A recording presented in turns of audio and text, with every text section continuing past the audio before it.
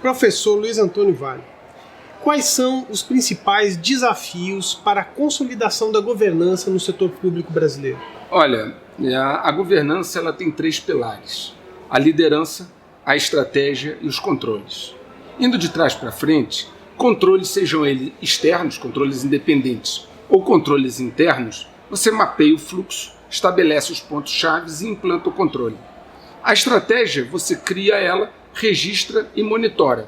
Agora, lideranças. Desenvolver lideranças, Catelli. Fazer com que essas lideranças realmente comprem uma ideia. É aí que eu acredito que nós vamos ter mais dificuldades. Eu vou dar um exemplo. O ministro Nardes disse que existem hoje 3 grandes entraves na administração pública, né? Ele falou a burocracia, a transparência e a comunicação. Vamos tratar de burocracia. Veja bem, burocracia é um problema antiquíssimo, mais de 40 anos. Em 1979, criou-se o Ministério da Desburocratização. E não foi um ministério com pouco privilégio, um ministériozinho largado, não. Era Hélio Beltrão, que já tinha sido ministro do Planejamento, um cara conceituado. Ele pegou aquilo ali para fazer, e o Ministério da Desburocratização foi de 79 até 86, se eu não me engano. E agora, 40 e tantos anos depois, nós continuamos falando de desburocratizar, porque a burocracia continua sendo um empecilho.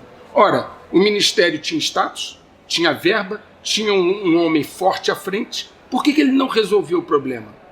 Porque faltou o engajamento das lideranças. Se nós não conseguirmos, Catelli, o engajamento das lideranças, nenhum projeto avança. Então, objetivamente, as lideranças são o ponto crítico nesse processo. Em 2020, a Lei de Responsabilidade Fiscal, a LRF, completou 2 décadas de existência. Qual o balanço que você faz sobre a aplicação da LRF nesse período? Olha, Catelli, a Lei de Responsabilidade Fiscal foi um marco, né?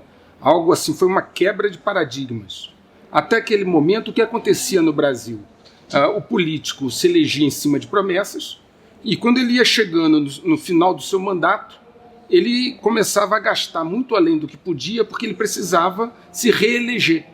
E aí ele deixava aquele famoso restos a pagar enorme, porque a responsabilidade não seria dele. Depois ele ia empurrando.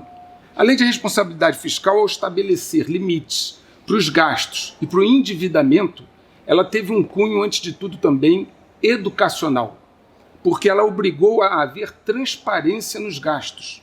Então, a responsabilidade no limite do endividamento e a transparência na forma com que você usa o dinheiro público.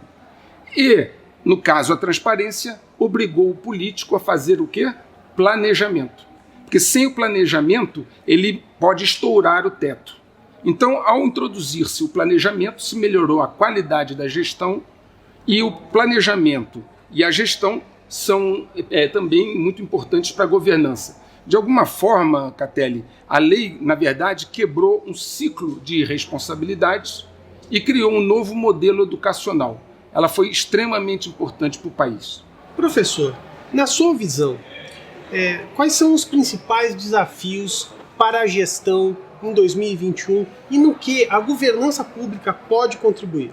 Olha, Catelli, eu acredito que em 2021 o principal desafio é reativar a economia, né? Um país onde as pessoas estiverem desempregadas, passando fome, tendo necessidades, haverá sempre uma grande pressão sobre o governo para que haja uma política paternalista, né, de dar dinheiro, auxílio emergencial. E os cofres públicos muitas vezes não suportam isso num momento de queda de arrecadação.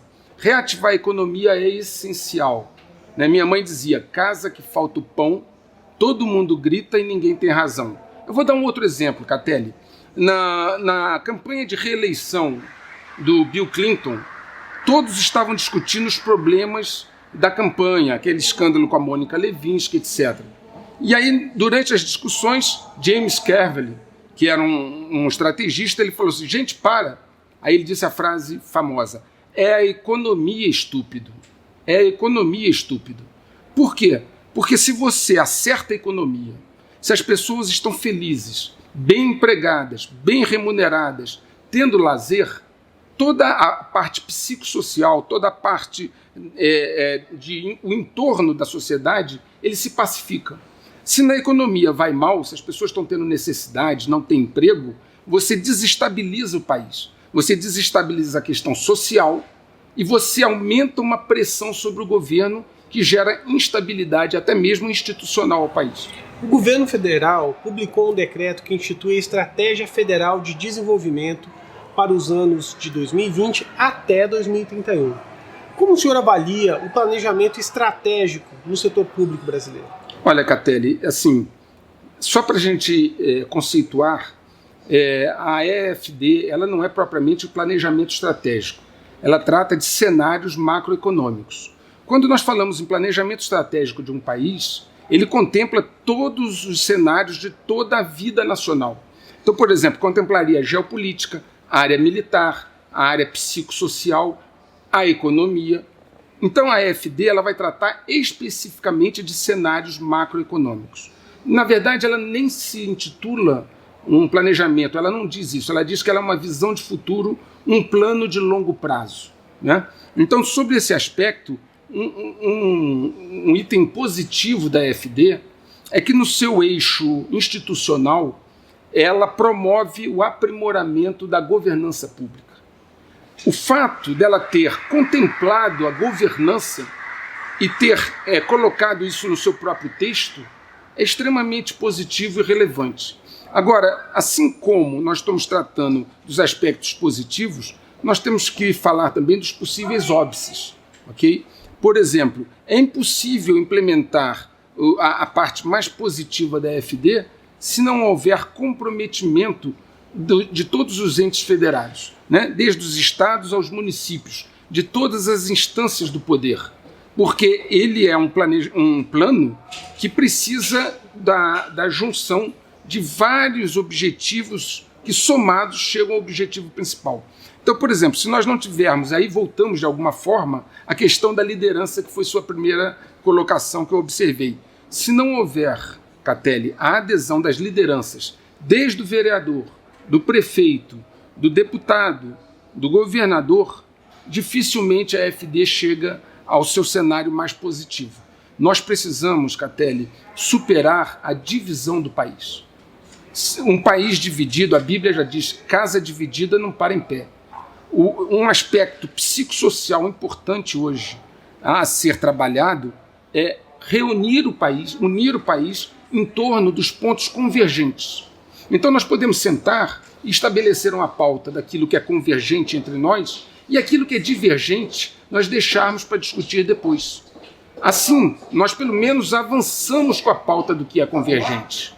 De outra forma, sem unir o país, haverá muita dificuldade em chegar aos cenários mais positivos da EFD. Obrigado por ter assistido mais uma edição do RGB Entrevista. Nos acompanhe nas redes sociais e conheça mais sobre o nosso trabalho.